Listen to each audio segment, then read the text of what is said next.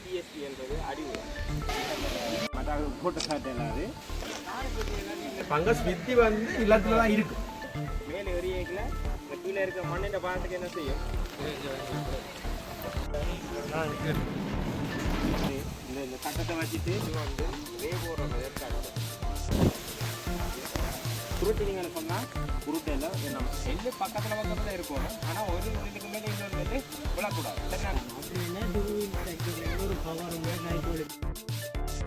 உலகத்தில் மிகச்சிறந்த பணக்காரர்கள் ஒருவராக சுவிட்சர்லாண்டில் எல்லாம்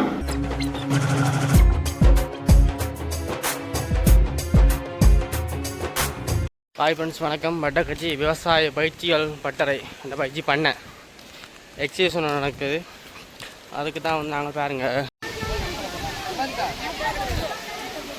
இதில் கிளப்பை என்னென்ன வெரைட்டியான கிளப்பை எப்படி உழுவுறது எல்லாம் மாடலாக எக்ஸிபிஷன். இதுதான் வட்டக்கச்சி விவசாய பண்ணை நுழைவு வாயில். கேம்பஸ் பிள்ளைகள்லாம் வந்திருக்கு பார்க்க.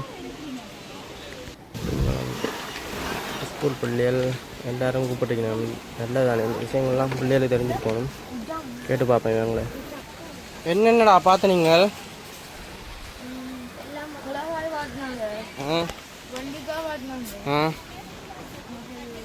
வித்தியாசமாக என்ன அதான் பார்த்து நீங்கள் வித்தியாசமா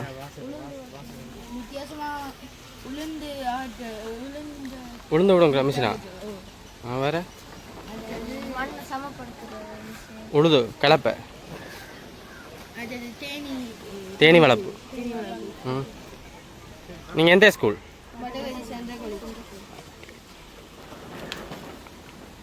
இது எந்த இடம்? இது வட்டக்கச்சி விவசாய போய்டும் படித்து வச்சுக்கான்.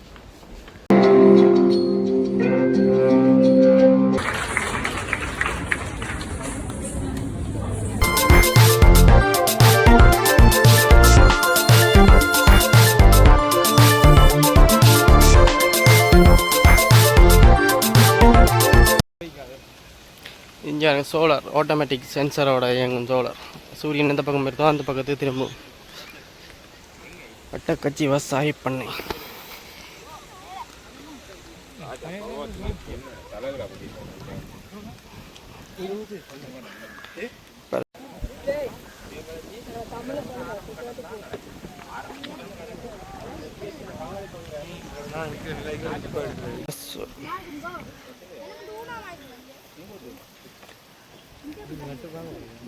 நட்டும் இயந்திரம்.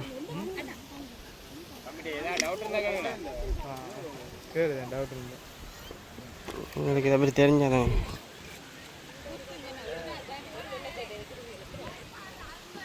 இங்கே பாருங்க, புது புது மிஷின்கள் வந்திருக்கு. நாட்டு நடுற மிஷின்கள். தாழ்நில ஊடுகளை கட்டி புதுசு புதுசாக வந்துடுச்சுலாம்.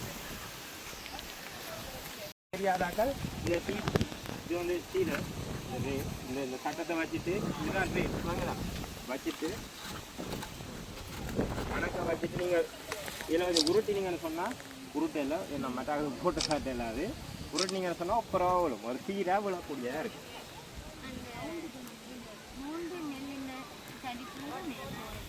இல்லை, ஒவ்வொரு நெல்லும் ஒன்றுக்கு மேலே வந்து ஏறக்கூடாது. சரியா? நெல் பக்கத்தில் இருக்கணும். ஆனால் ஒரு நெல்லுக்கு மேலே இன்னொரு நெல் விழக்கூடாது. சரிதானே? நீங்கள் அதில் போட்டிங்கன்னு சொன்னால் கணக்காக வரும். சரிதானே? ஓகே. மற்ற வந்து மூடாக்கு போடுறோம். ஏன் மூடாக்கு போடுறது? வாழை இல்லை கிடுகாலமும் இல்லை. எனக்கு முன்ன சொன்னால் வந்து மழை பெய்யலாம், இல்லாட்டி வெயில் அடிக்கலாம். வெயில் அடித்தா ட்ரை ஆகிடும். மழை பெய்யுதுன்னு சொன்னால் வெளியே கிளம்பிடும். அதோட பறவைகளும் பிரச்சனையாக இருக்கும். அதுக்காண்ட மூட்டம் ஊண்டி 16ஆவது நாளில் வந்து இந்த தொங்கலுக்கு அந்த பருவத்துக்கு வந்து எடுக்கலாம். அதாவது வந்து 15 சென்டிமீட்டர் உயரத்தில் இருக்குது. அதை வந்து தான் நாங்கள் இப்படி மிஷினில் வச்சு கணக்கு இருக்குது. பரசூட்டும் அதே தான். ஆனால் இது மேனுவலாக நாங்கள் தான் அறியப்போம். விளக்கல் கொண்ட முறை பரசு. இது வந்து ரே போடுற மெதட் முதல்ல வந்து ரே அடுத்த விதம் பார்த்துக்கோங்க. அடுத்த வந்து TSP என்றது அடி உரம். சரியா? ஏக்கருக்கு அடி உரம் எவ்வளோ போடுங்க? TSP எவ்வளோ? 7 தான். 7 22 கிலோ. அதில் பாதி எங்களுக்கு சொல்லிவிடும். ஒருத்தர் கணக்கு சார்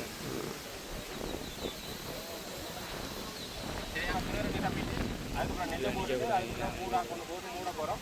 மூணா பிறகு 16 பிறகு 20 நாட்டை வந்து அந்த ட்ரை வந்து ரெடி ஆகும். அதை வந்து அந்த மிஷினில் கொண்டு நடக்கூடியதாக இருக்குது. சரிதானே? இது வந்து பருப்பு. அதே தான் இதில் வந்து குழி குழியாக சின்ன சின்ன குழி இருக்குது. சரிதானே? அந்த ரே இன்னைக்கு வச்சுருக்கேன் பாருங்கள். அதில் போட்டு நட்டிங்கன்னு சொன்னால் அது வந்து எல்லாத்துக்கும் பரிசுட்டு ஒன்று வந்துச்சு சொன்னால் இது ஒன்றுக்கு 400 குழி இருக்குது. சரிதானே? ஓகே. அப்போ நாங்கள் என்ன செய்ய போகிறோம்னு சொன்னால் வரம்பு இருக்குதானே பார்த்தி ஒரு வயலில் வரம்பில் நின்று கொண்டு பிடுங்கி மேலே எரியக்கில் இந்த கீழே இருக்கிற மண்ணின் பாதத்துக்கு என்ன செய்யும் சேத்துக்குள்ள புதஞ்சு 3 நாளில் வந்து நீட்டாக பிழைக்கக்கூடியதாக இருக்கும். அது நேற்று எறிஞ்சது அது அப்படி இருக்கும்.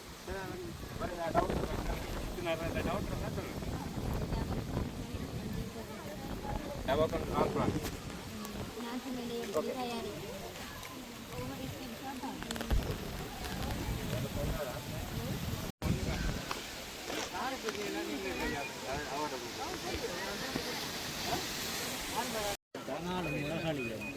அடுத்த வரப்பு அடுத்த நாள் அதுக்காண்டி இந்த இடப்பரப்பு வந்து பெருசாகிருக்கு. இதில் என்னென்னா டூவில் டேக்டர்னா இருக்கா பவனா டூவில் டேக்டர் அதுக்கு தான் இந்த நாங்கள் பிளேட்டை போட்டோம். அதுதான் இது வந்து ஹைட்ரோலிக்லாம் வேலை செய்யுது. டூ வீல் டிராக்டர்லாம் செய்யலாம். அப்படின்னா டூ வீல் டிராக்டர்லேருந்து ஒரு பவர் உண்டு ஹைட்ரோலிக் மிஷினுக்கு கொடுத்து ஹைட்ரோலிக் பம்பை இதுலேயே செட் பண்ணி டூ வீல் டிராக்டரில் இருக்கிற ஹைட்ரோலிக் சிஸ்டம் ஆயில் விடுற இடங்க அதில் என்னென்ன ஒரு ஒன்றால் வந்து ஹைட்ரோலிக் வந்து ஆயில் வெளியில் டபுள் ஆக்சன் சிலிண்டர் இன்னும் உண்டாலும் உள்ளுக்கு திரும்பி போகும். ரெண்டு வயது அந்த ரெண்டு மெட்ட டிராக்டருக்கு இல்லை. இதில் இருக்கிற கியர் ஆயில்லாம் நீங்கள்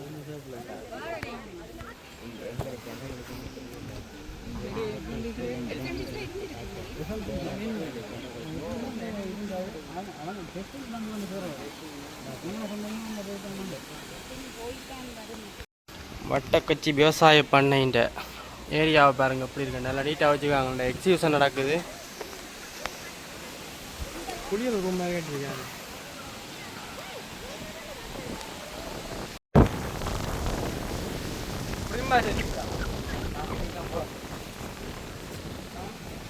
எது இது கருவா மரம்? கருவாயா? இங்கே இருங்க கருவா மரத்தை எப்படி உண்டு? இங்கே கருவா மரம் எப்படி உண்டு? எந்த பெருசு சும்மா வாசண்டா. இதான் கருவா காயோடா இங்கே சின் மாதிரி வருது. அம்மா என்ன கேரண்டா?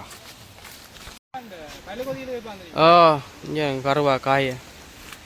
இதான் கருவா காய். கருவா மரம்.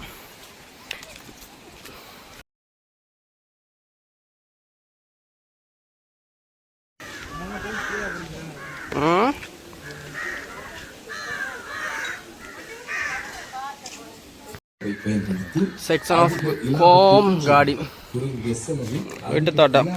இப்படி யாரும் வச்சுக்கிறீங்களா வீட்டு தோட்டம்? வீட்டு தோட்டத்துக்கு கோழி அந்த பூச்சி ஒன்று அடிக்காம அந்த மெரசுகளா கவர் வருது.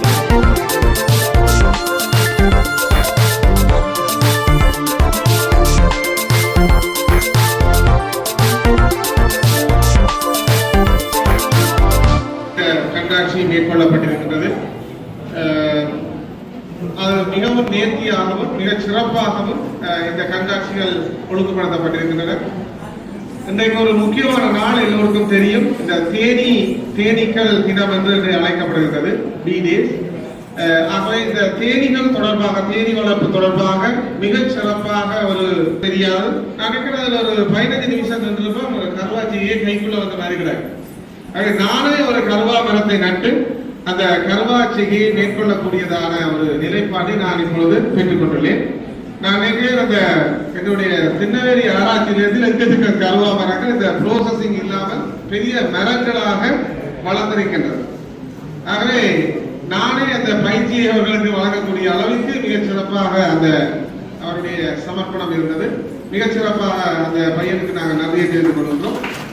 அதே போல அங்கே பார்த்தால் அந்த காளான் குழம்பு மிக அழகாக அந்த அப்பியரன்ஸ் நல்ல திறமாக அந்த தோற்ற வெளிப்பாடு மிக சிறப்பாக அமைந்திருந்தது. அதே போல அந்த மொடல் ஹோம் கார்டன் அதை செய்திருந்தார்கள், நல்ல அழகாக இருந்தது. லேசர் லெவலிங் இப்பொழுது பிரபலமாக பேசப்பட்டுக் கொண்டிருக்கின்ற ஒரு முக்கியமான விடயம்.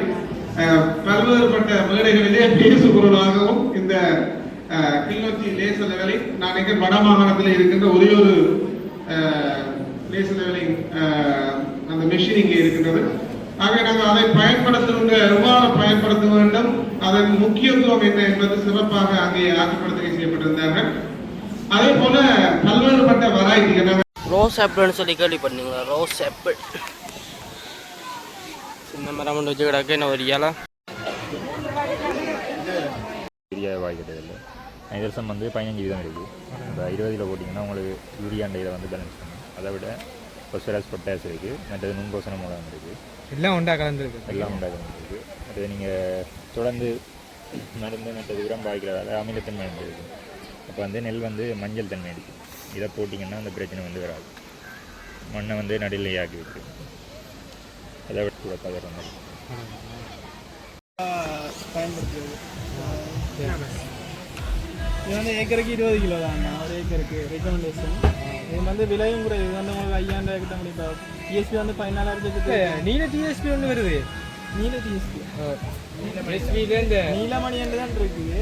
டிஎஸ்பியில் நீலமணி இலை கிளப்பி என்னென்ன வெரைட்டியான கிளப்பை எப்படி உழுவுறது எல்லாம் மாடலாக எக்ஸிபிஷன் சொல்லு.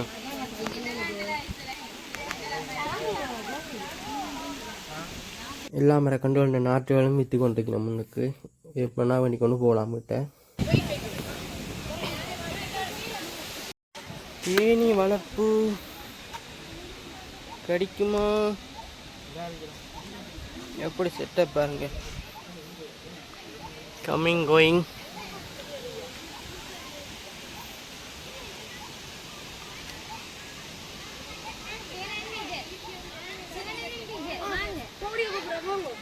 பூக்கொண்டெல்லாம் அமைச்சிங்க. அப்போ இதுக்கான தேனிக்கான பூ இது போல இருக்குண்ணா. ஓம்லா அதான் வச்சுக்கிறா. இதில் தேனிக்கு தாண்டா சும்மா கொண்டு வைக்கிறாங்களே.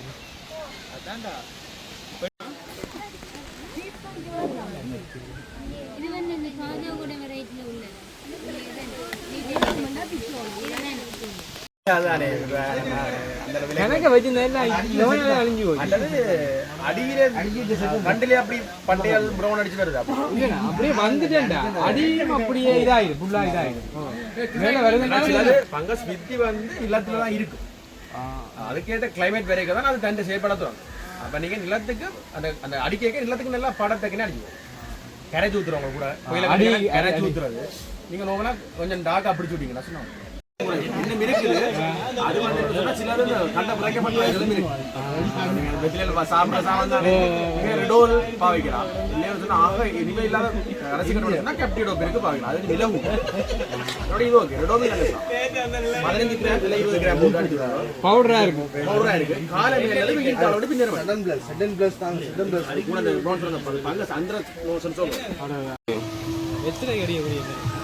வெத்தலைக்கா வெத்தலைக்கா நம்ம வந்து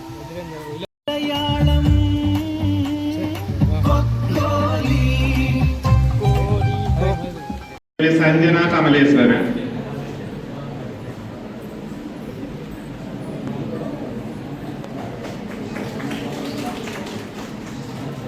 ஐயப்படவில்லை.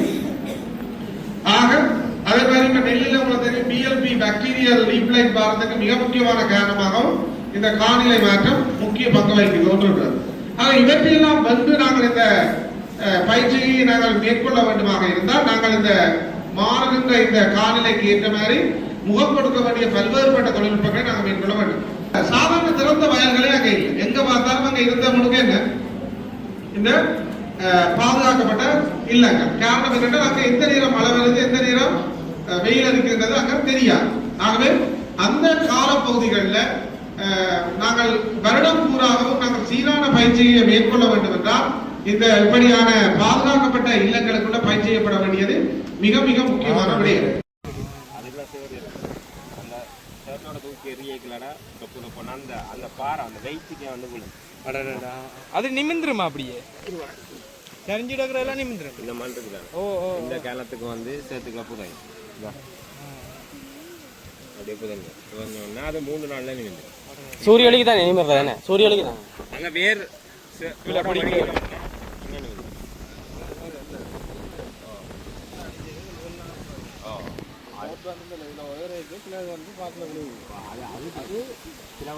நீ தண்ணியை விட்டீங்கன்னா அழிக்கிடும். தண்ணியை விடாமல் அப்படியே இப்படி ஃபீல் கண்டிஷன் இருந்து வெயில் இல்லாமல் இருந்தீங்கன்னா வந்து வெயில் இருந்தாலும் அது கறி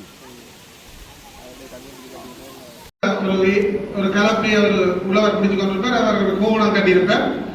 அப்படித்தான் நாங்க நினைக்கிறோம். ஆனா உண்மையான இது மாடர்ன் அக்ரிகல்ச்சர்ன்றது இப்ப தெரியாது. இப்ப ஒரு ஸ்மார்ட் அக்ரிகல்ச்சர் உலகத்திலேயே இன்றைக்கு உலகத்துல மிகச்சிறந்த பணக்காரர்கள் ஒருவராக சுவிட்சர்லாண்ட்ல எல்லாம் அங்க நீங்க போனீங்கன்னா அங்க என்ன ஃபார்மர்ஸ் தான் மிக உயர்ந்த பணக்காரர். அவங்க எல்லாம் அந்த ஒவ்வொரு மாகாணத்துக்கும் இருக்கிற ஃபண்டை ரன் பண்ண வைக்கிறது அவங்க இல்ல, அவ்வளவு டேக்ஸ் கொடுப்பாங்க. ஆகவே நாங்க ஒரு ஸ்மார்ட் அக்ரிகல்ச்சரை உருவாக்க வேண்டும் என்ற அந்த எண்ணக்கருவோட இந்த என்னுடைய இந்த காலனியை வந்து விளைச்சலை பெருக்குவோம் என்ற இந்த இது இன்றைய கண்காட்சி நடைபெற்றிருந்தது. மிக சிறப்பாக செய்திருந்தார்கள். இன்னும் அடுத்தடுத்த வருடங்களே நாங்கள் மிக சிறப்பாக பூச்சிய சக்தி குளிர்சாதன பெட்டி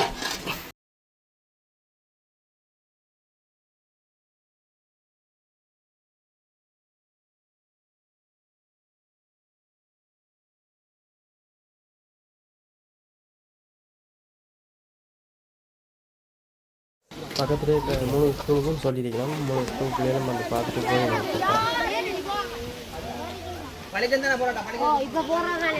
வட்டக்கட்சி கண்ணங்கட்டி ஆஞ்சியா கோயில் இங்கே பிள்ளையார் கோயிலுக்கு ஆப்போசிட்டாக இருக்குது. என்னது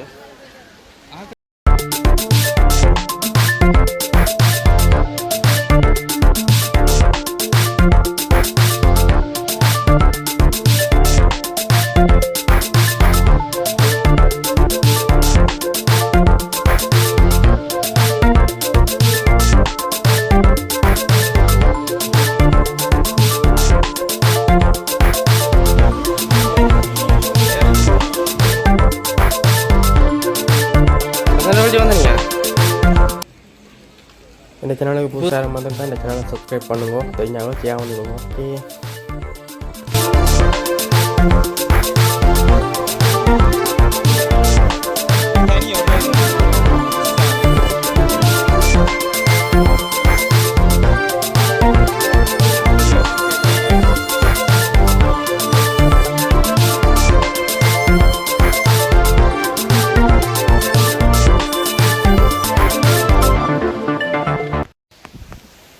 ஓகே இப்படி நட்டாலும் திருப்பி வராது. அந்த இந்த வீடு வந்து ஒரு அடி வீடு, இது மாறாது.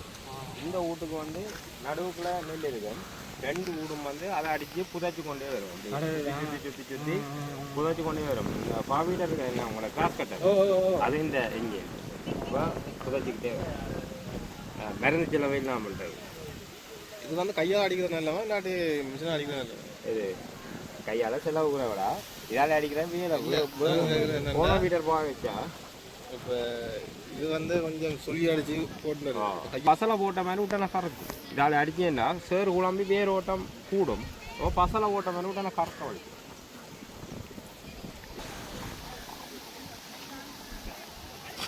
சண்டை வாட்ச்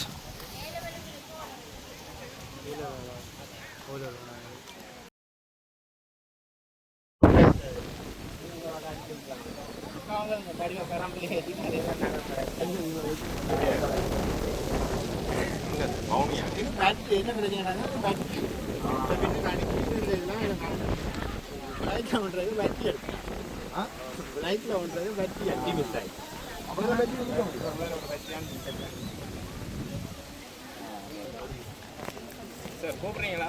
நாங்கள் தான் கண் மட்டும் விவசாய பயிற்சி சீமை இலந்தை எப்படி மரம் ஒன்று பாருங்க. இலந்த மரம் ஆண்டா மிளகுடா மிளகுல கோப்பியா கோப்பியா?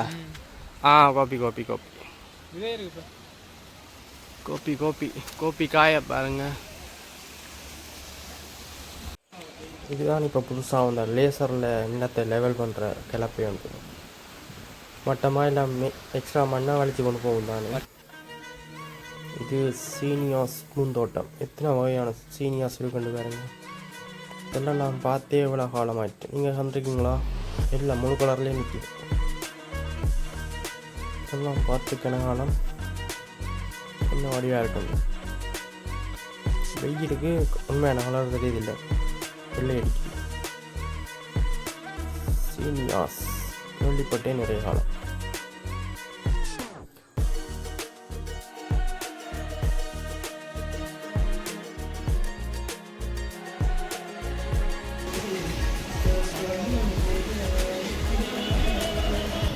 சக்கஸுக்கும் ஒவ்வொரு வயசு இருக்கு. அப்ப ஒவ்வொரு வயசும் வந்து ஒவ்வொரு கால பகுதியில காய்க்கிறது. அப்ப ஒரு ஆத்துல நான் முடிய கொண்டு நட்டு எனக்கு 2 வருஷம் ஆச்சு காய்க்கிறேன்.